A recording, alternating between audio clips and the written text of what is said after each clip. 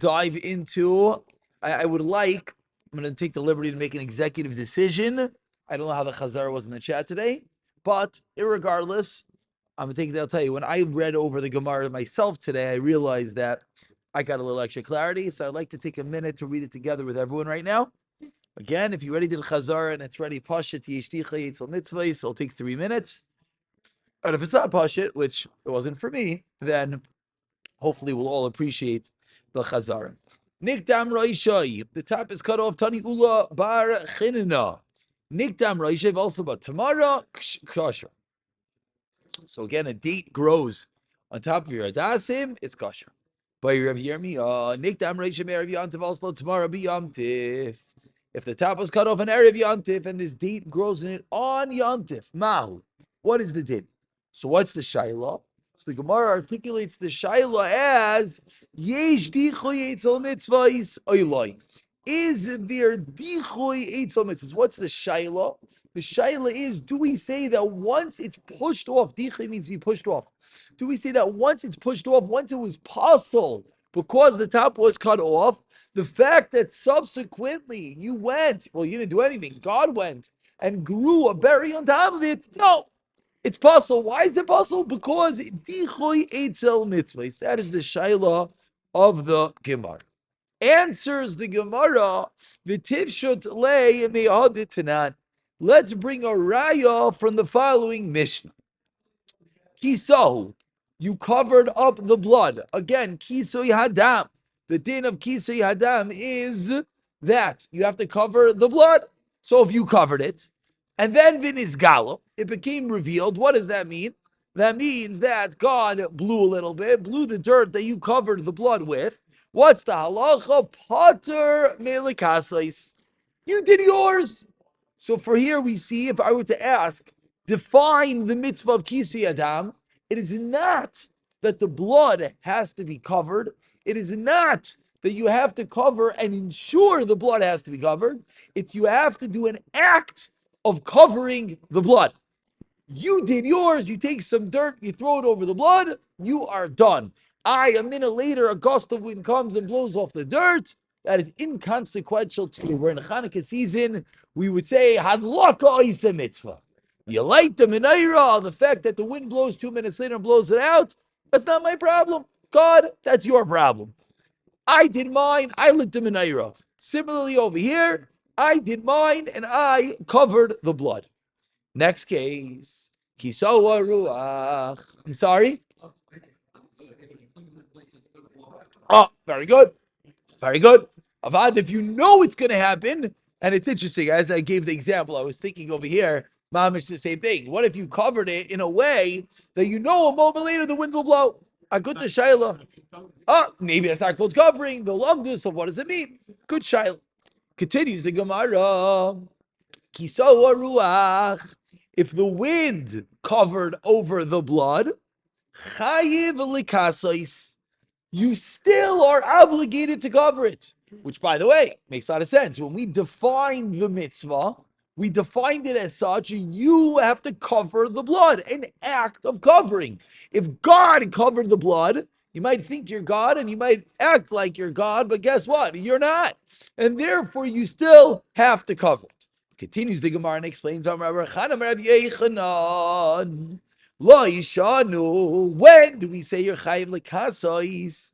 Lo yishanu, it's not talking ella shechozar v'nisgalo.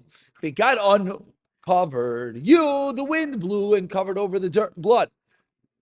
And then says Rabbi Yochanan, if it got uncovered, then you're chayiv to cover it. If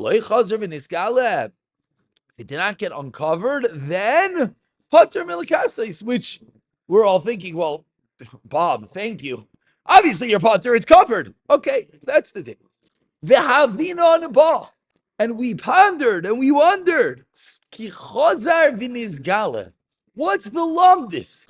The wind blew and covered it over. And now chozar v'nizgale. It went back and it got uncovered. Amai chayiv likasois. Why are you obligated to cover it? You know why? Well, why are you obligated to cover it? Once there was a moment in time that it was dachui, it was pushed away, you should no longer have an obligation. Elamai, what do we see? V'amar Rav Papa. So Rav Papa comes along and says, I'll tell you why. Zoisei meres, you see it from over here. Ein dichoy etzel mitzvahis. There's no dichoy. The fact that it was pushed away for a moment is not consequential. And therefore, if it gets uncovered, what's the halacha? You're still obligated to cover it. So too in our case, if it went and it was puzzle, why? Because the top was snipped off. If it gets the berry afterwards, what's the halacha going to be? Which will mean it is kosher. The fact that it's pushed away is not a problem. So the Gemara is bothered. What's your question? Rav Papa seemingly answered the kasha. Responds the Gemara. The Rav Papa gufa mi baile. Rav Papa himself was unsure. Mivshat pashile de'ein dichoy eitzel ha-mitzvahs. Should we come along and answer from Rav Papa ein dichoy loishina lekula loishina lechomra? By the case of kisei adam, there it is a kula. Why is it a kula? It's a kula that it got uncovered, that it's not considered pushed away, and you have to go and cover it. By us, it would be a chumrah. Why would it be okay, the word chumrah and kula, I'm saying backwards. Let's say it the other way. Over there, it would be a kula. By us, it would be a, let's not get caught up in the word. Good.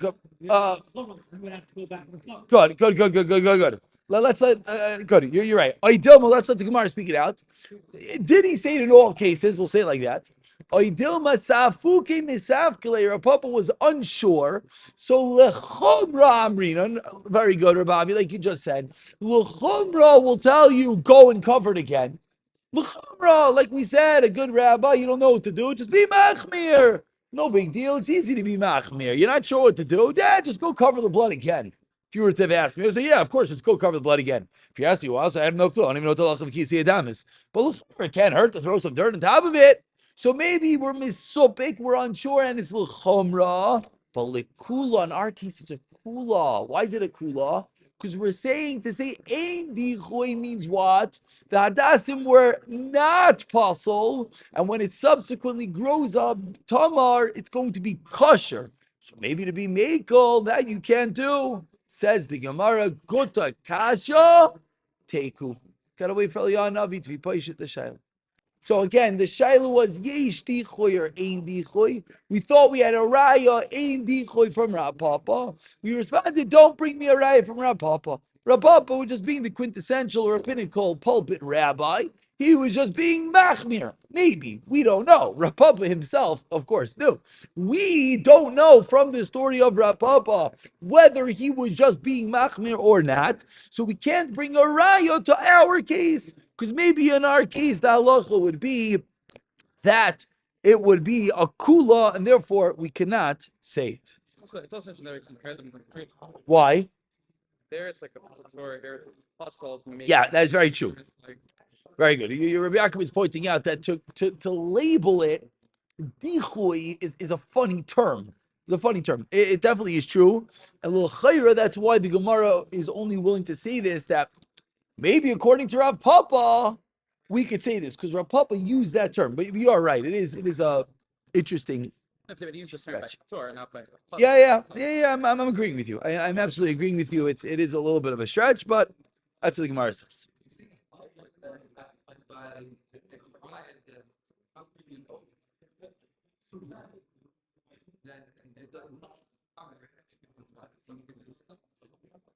Again, we're only talking about the case where you never covered it, the wind covered it, and the Brisa said that when the wind covered it, you're still obligated to cover it.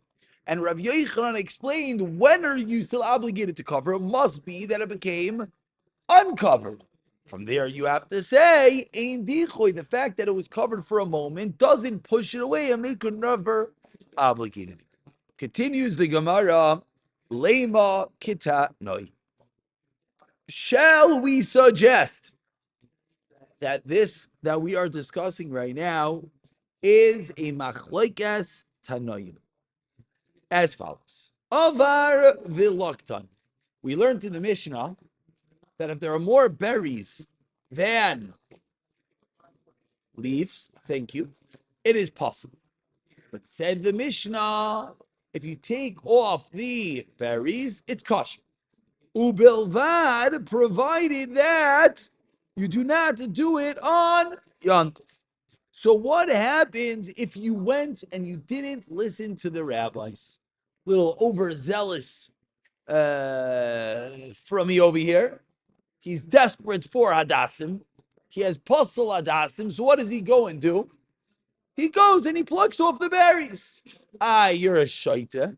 You're trying to do a mitzvah, but you're doing an aveira to do the mitzvah. Okay. A little bit overzealous in the Frumkite area. Not the first guy that's done such. Yeah, we'll label him it's coming from a good place, and we'll give him a pat on the back.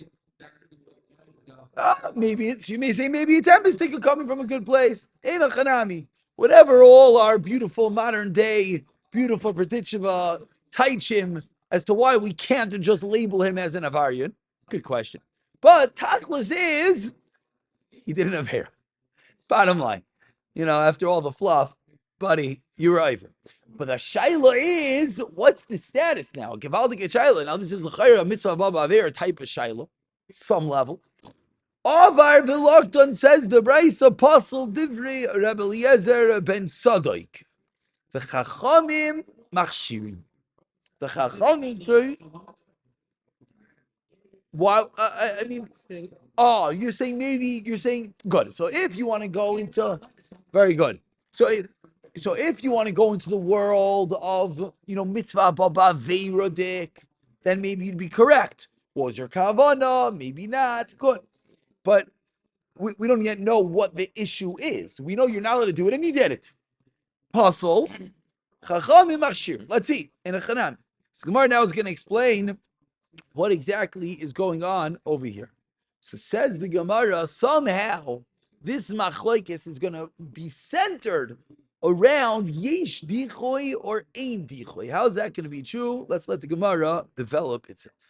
Savruha, the Gemara thinks, dekule alma, that according to both opinions of the Chachamim and Rav Sadaik, lulav ein sarich eged. A lulav does not need to be bound.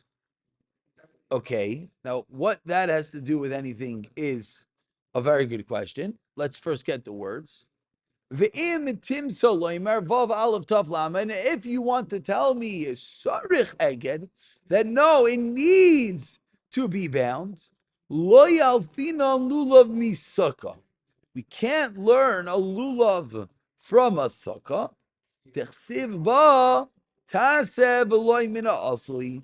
It says by a sukkah has to be taseh. You have to create it. V'loy mina asli, not something that's created on its own. So step number one, which we have no clue what this has to do with our discussion, but we'll have to get there somehow.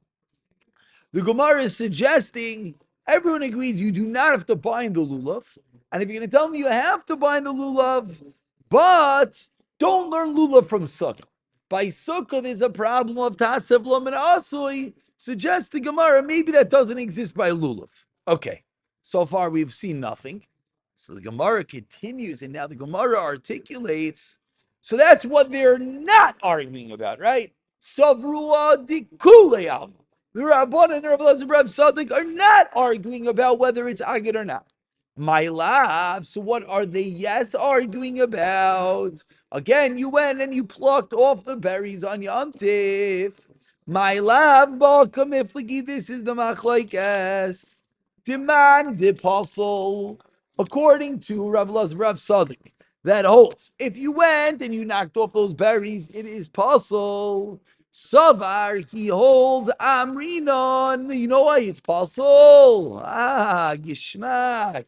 Yay, Shadichoy Eitzel Mitzvahs. Nothing to do with the fact that you didn't have Eira. Nothing to do with the fact that you were not supposed to do this.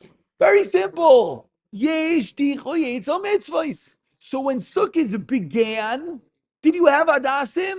No. Why? Because there were berries on them.